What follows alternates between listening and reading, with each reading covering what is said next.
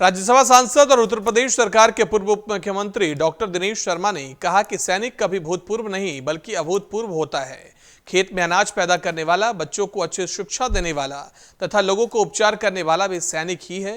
किसी भी क्षेत्र में विशिष्टता के साथ देश की सेवा करने वाला सैनिक से कम नहीं है, परंतु देश की सीमा पर हथियार लेकर रक्षा करने वाला सैनिक वंदनीय है। उन्होंने कहा कि आजादी की लड़ाई में बापू के अहिंसक आंदोलन के साथ ही अंग्रेजों को उन्हीं की भाषा में जवाब देने वाले आजादी के नायकों को भी बराबर का योगदान रहा है।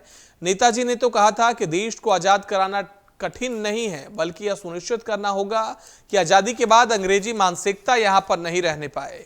देश को आजादी तो मिली, पर नेताजी की भावना पूरी नहीं हुई।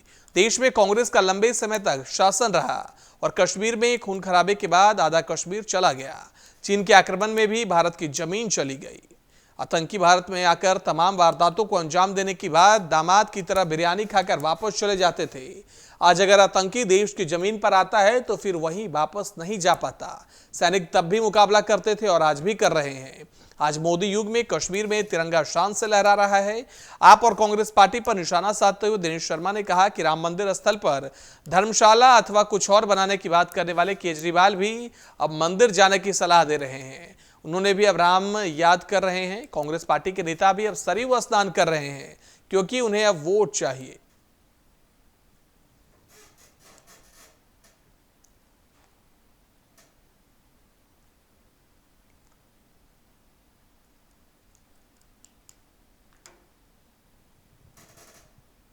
तो राज्यसभा सांसद दिनेश शर्मा का यह बयान आपको बता रहे हैं, जहां उन्होंने राम मंदिर को लेकर एक बार फिर से अरविंद केजरीवाल और कांग्रेस पर निशाना साधा है। उन्होंने कहा कि अरविंद केजरीवाल जो कि कहते थे कि मंदिर स्थल पर धर्मशाला अथवा कुछ और बना देना चाहिए, वही केजरीवाल अब मंदिर जाने की सलाह दे रहे हैं।